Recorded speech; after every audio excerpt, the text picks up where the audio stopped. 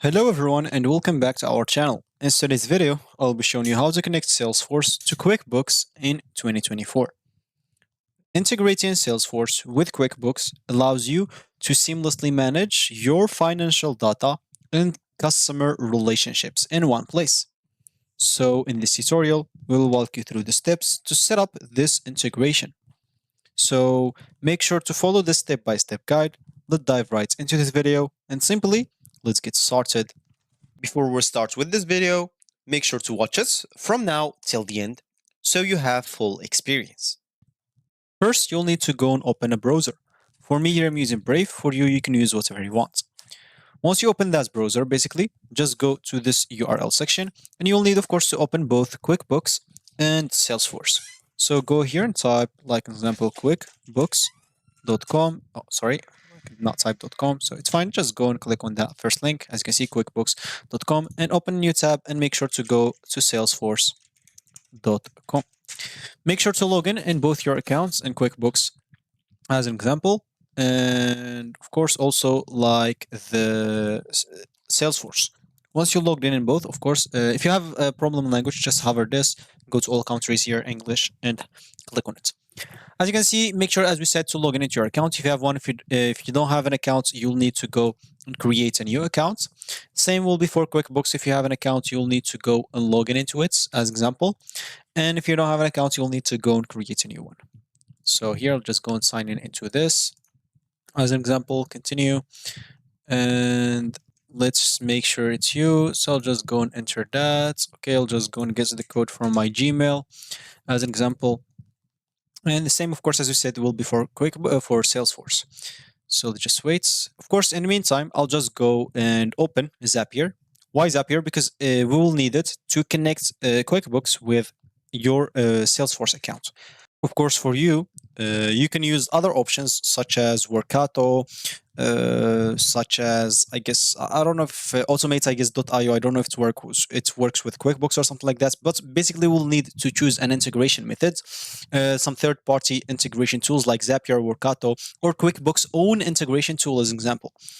So let me just wait here. Okay, I'll just go to all mails just in case. So yeah, there's the code 0584 and 51. So 058451. Click and continue. As an example here, okay, I don't need this anymore, just close this. And QuickBooks as an example, so skip for now. I don't want to add this as well. So as you can see, load in, it should log me into my QuickBooks account right away. As simple as that. So in the meanwhile, of course, I'll go here and open Zapier.com to show you. And yeah, we should be good to go. So first, there is, as we said, two options. You can choose the own integration tool of QuickBooks or use Zapier, whatever suits you. Zapier can automate some stuff with it. And in this QuickBooks example, if we go to this left panel and click on apps, and go and click on find apps as an example, we'll need to look for Salesforce app. So just go and choose Salesforce and hit the enter button. So as you can see, this app and this app. So we have this app connects to Salesforce, as an example, and a lot of other options. And this which will do for us. So this automate your way and etc.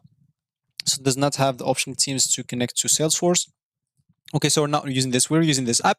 As you can see, Sky via integration, which will let you, as an example, connect to Salesforce, as we saw in the description. You'll be able to import and export some automation and data from its reports and a lot of other stuff. Of course, first of all, you can see the pricing of it. As you can see, free. The free plan, of course, they have the free plan. You'll get all those options. So basic, it will be with this price. As you can see, all of them have unlimited users. If you get, or if you pay for more plan, you will get more features. And of course, you can just go here and click on learn more.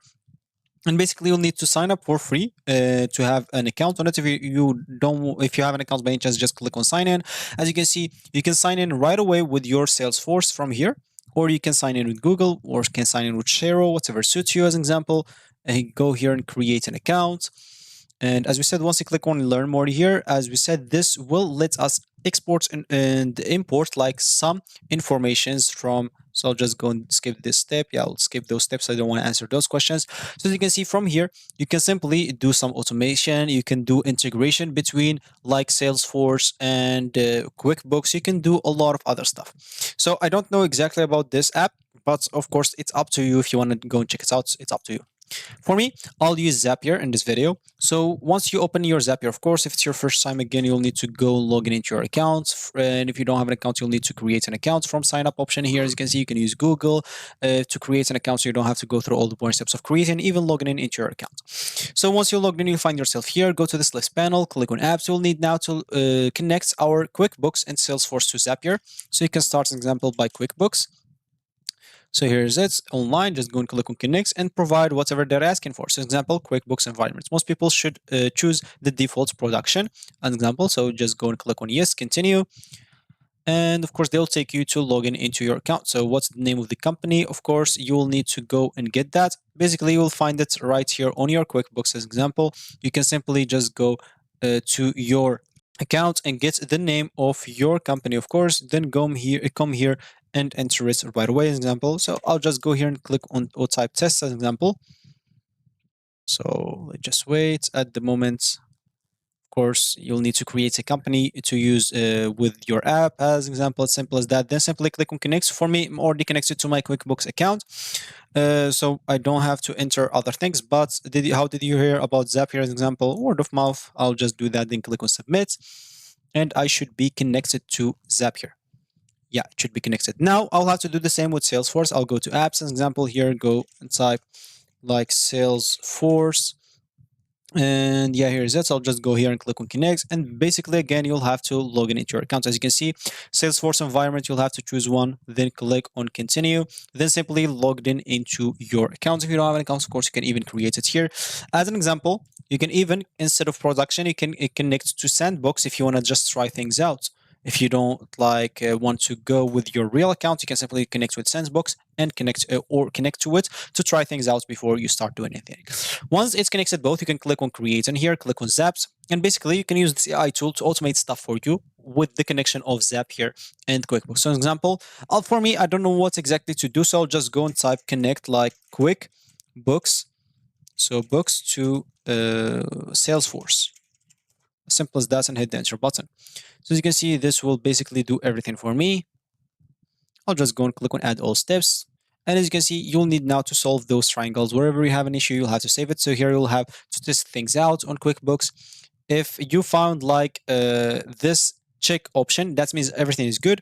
If you didn't, of course, for me, I'm still not here connected. So I'll have to connect. I don't have a Salesforce account, so I'll not be able to go through the step. But for you, just go and finish it, test it. And if everything is tested, you can publish it. Once it's published, whatever you did here, an example, so you have the trigger and action. So you can choose an event to trigger this. And if this event is met and triggered, it will do an action that you choose from here. An example, so if like a new sales receipt is received, it will update a record, or it can do a lot of other stuff that you can change. Even the trigger, you can change it. So yeah, once you choose whatever suits you, test everything. Once it's checked, you can publish it and you should be good to go. So that's going to be it for me today. Thank you for watching, and I'll catch you in the next video. So goodbye.